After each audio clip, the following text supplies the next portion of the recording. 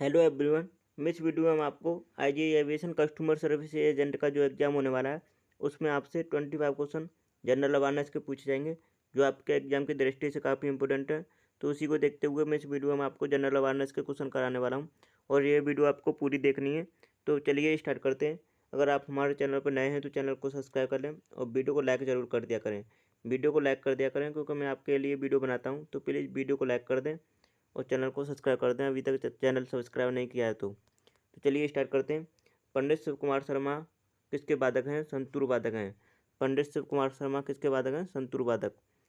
Second question है, राज्यसभा के 1/3 सदस्य हर 2 वर्ष में सेवानिवृत्त होते हैं। ठीक है, राज्यसभा के 1/3 सदस्य हर 2 वर्ष में सेवानिवृत्त होते हैं।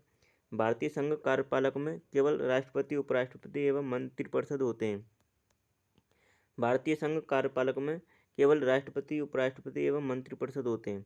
अनुच्छेद अगला क्वेश्चन है, अनुच्छेद 16 के अनुसार राज्य के अधीन किसी पद पर नियोजित या नियुक्त से संबंधित विषयों में सभी नागरिकों के लिए अवसर की समानता होगी। तो अनुच्छेद 16 में क्या दे रखा है? अनुच्छेद 16 के अनुसार राज्य के अधीन किसी पद पर नियोजन नियुक्ति से संबंधित विषयों में सभी नागरिकों के लिए अवसर की समानता होगी। ठीक है, अगला क्वेश्चन है, भूस्थल जो समुद्र में प्रक्षेपित है एवं 3 ओर से जल से घिरा हुआ है तो को उसे क्या कहा जाता है? प्रायद्वीप कहा जाता है। ठीक है, प्रायद्वीपी। जैसे भारत की आकृति जो दक्षिण की साइड में किस तरह है, तो जैसे भारत की आकृति है इस तरह। ठीक है, तो ये प्रायद्वीप भारत का कहला जाता था। ठीक है, तो इसीलिए जो तीनों ओर से घिरी होती है उसे जल से घिरी होती है आकृति, उसे प्रायद्वीप भारत के प्रायद्वीप कहा जाता है। ठीक है, अगला क्वेश्चन है, बॉम्बे हाई में पेट्रोलियम खनिज प्राप्त होता है। मुंबई हाई में क्या प्राप्त होता है? पेट्रोलियम खनिज। महाराष्ट्र की अजंता गुफा की भित्ति चित्रकारी में भगवान बुद्ध की जीवनी वर्णित है। महाराष्ट्र की अजंता गुफा की भित्ति चित्रकारी में भगवान बुद्ध की जीवनी वर्णित है। ठीक है, होरोलॉजी समय मापने की एक कला है। होरोलॉजी क्या है? समय मापने की एक कला। मैग्नस कार्लसन का संबंध किस खेल से है? शतरंज खेल से। मैग्नस कार्लसन का संबंध किस खेल से? शतरंज खेल से। अगला क्वेश्चन है, वर्ल्ड रेड क्रॉस डे 8 मई को मनाया जाता है। वर्ल्ड रेड क्रॉस डे कब मनाया जाता है? 8 मई को।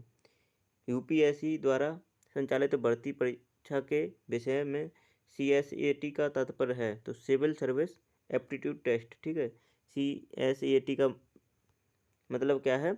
सिविल सर्विस एप्टीट्यूड टेस्ट, तो इसे ध्यान रखेंगे।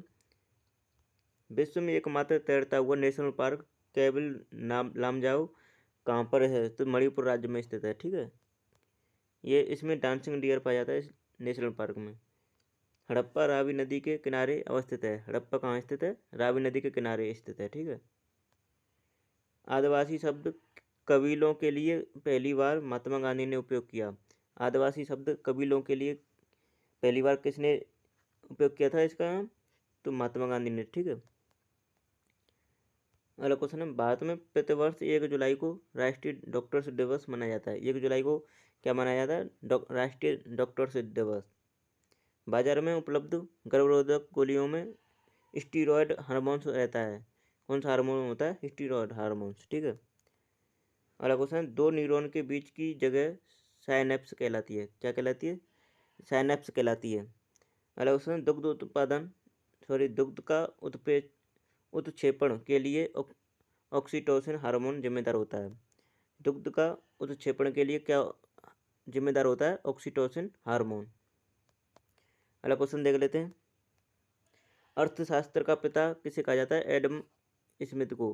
अर्थशास्त्र का पिता किसे कहा जाता है? एडम स्मिथ को। ठीक है, अगला क्वेश्चन देख लेते हैं, सुएज नहर का निर्माण कब हुआ था? तो 1869 में हुआ था। सुएज नहर का निर्माण कब हुआ था? 1869 में।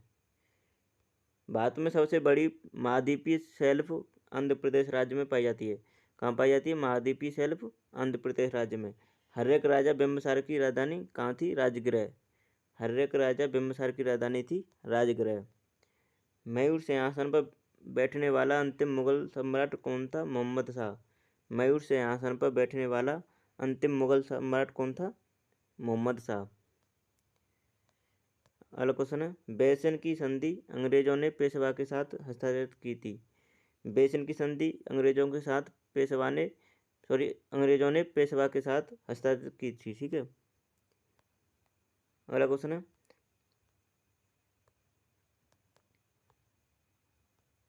भारत ने गोवा को 1961 में पुर्तगालों से मुक्त कराया था। भारत ने गोवा को 1961 में पुर्तगालों से मुक्त कराया था। 1857 के आंदोलन के सरकारी इतिहासकार एस.एन. सेन थे। ठीक है, कौन थे? एस.एन. सेन।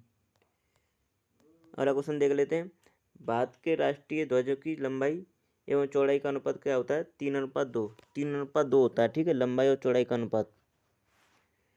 प्रथम पंचवर्षीय योजना में कृषि और सिंचाई की प्राथमिकता दी गई थी। प्रथम पंचवर्षीय योजना में किसको बल दिया गया था? कृषि एवं सिंचाई को। ठीक है।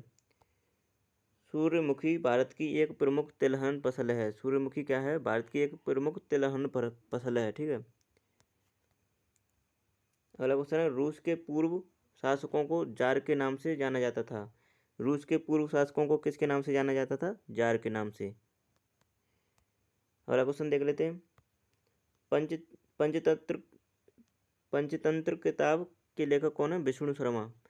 पंचतंत्र के किताब के लेखक कौन है? विष्णु शर्मा। ठीक है। सिखों के पहले गुरु कौन थे? गुरु नानक देव। ठीक है, गुरु नानक थे सिखों के पहले गुरु। केंद्र शासित प्रदेशों का प्रशासन इकाई राष्ट्रपति द्वारा नियुक्त उपराज्यपाल द्वारा किया जाता है। ठीक है, तो किसके द्वारा किया जाता है? उपराज्यपाल द्वारा।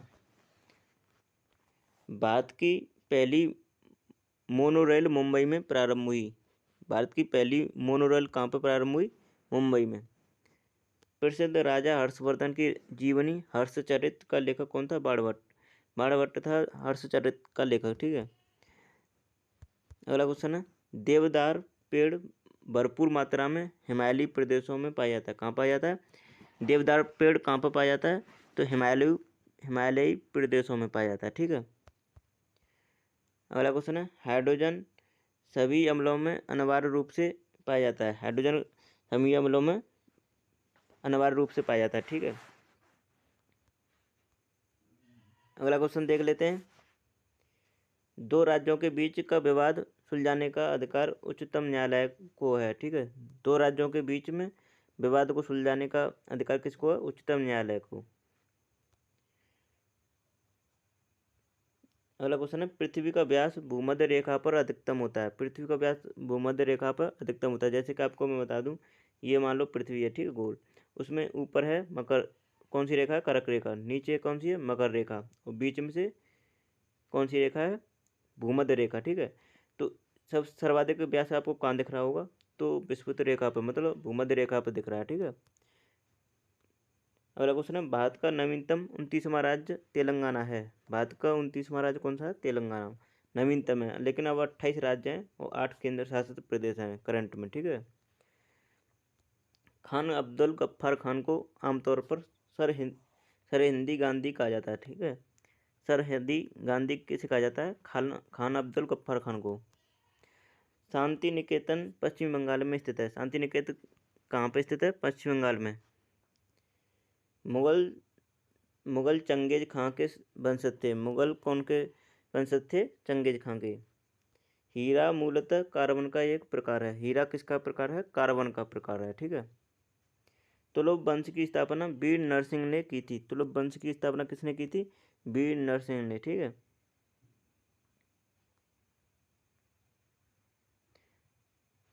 आगे देख लेते हैं, नर्मदा नदी पश्चिम दिशा में बहती है। नर्मदा नदी कहाँ बहती है? पश्चिम दिशा में। अन्न के पाचन के लिए पेट में हाइड्रोक्लोरिक अम्ल का स्त्रावण होता है। ठीक है, अन्न के पाचन के लिए पेट में हाइड्रोक्लोरिक अम्ल का स्त्रावण होता है। दिल्ली के लाल किले का निर्माण शाहजहां ने करवाया था। दिल्ली के लाल किले का निर्माण किसने करवाया था? शाहजहां ने। विश्व स्वास्थ्य संगठन की स्थापना 1948 में हुई थी। इंदिरा इंदिरा प्रदर्शनी स्टेडियम कहाँ पर है? मुंबई में स्थित है। इंदिरा प्रदर्शनी स्टेडियम कहाँ पर? मुंबई में। सैंडविच द्वीप को जैविक स्वर्ग कहा जाता है। बायोलॉजिकल पैराडाइज को कहा जाता है। ठीक है, सैंडविच द्वीप को किसे क्या कहा जाता है? Biological paradise. कर्नाटक चंदन वृक्ष के लिए प्रसिद्ध है। कर्नाटक किसके लिए प्रसिद्ध है? चंदन वृक्ष के लिए। राष्ट्रीय कृषि अनुसंधान प्रबंधन अकादमी कहाँ पर है? नई दिल्ली में। अगला क्वेश्चन देख लेते हैं। भारत का पहला नाभिकीय power station Tarapur power station है, ठीक है, तारापुर है महाराष्ट्र में। आगे देख लेते हैं। स्मार्ट मनी का अर्थ इंटरनेट बैंकिंग से है। स्मार्ट मनी का अर्थ क्या है? इंटरनेट बैंकिंग से। CTBT का पूर्ण रूप है तो क्या है? कंप्रीहेंसिव टेस्ट बैन ट्रीटी, ठीक है। अगला क्वेश्चन है, सूर्य के चारों ओर प्रकाशित रंगीन वलय कोरोना कहलाता है। क्या कहलाता है? कोरोना। सूर्य के चारों ओर प्रकाशित रंगीन वलय क्या कहलाता है? कोरोना। डायनामाइट का अत्यंत महत्वपूर्ण संगठन TNT है। और डायनामाइट की खोज किसने की थी? अल्फ्रेड नोबेल ने, ठीक है।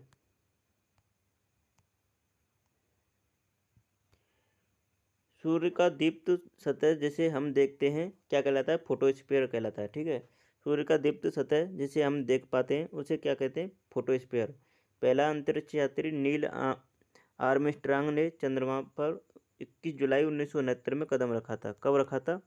21 जुलाई 1969 में, ठीक है। इसे ध्यान रखना डेट को। एम्पियर विद्युत धारा की इकाई है। एम्पियर क्या है? विद्युत धारा की इकाई। Kurien award national dairy development board द्वारा दिया जाता है। कुरियन अवार्ड किस में दिया जाता है? नेशनल डेयरी डेवलपमेंट बोर्ड द्वारा दिया जाता है, ठीक है। तो दोस्तों, आपको हमारी वीडियो कैसी लगी? प्लीज़ वीडियो को लाइक कर दिया करें, वीडियो को लाइक कर दें। और अगर आपने हमारा चैनल अभी तक सब्सक्राइब नहीं किया है तो चैनल को सब्सक्राइब कर लें। तो चलिए वीडियो को यहीं समाप्त करते हैं। Thanks for watching my video.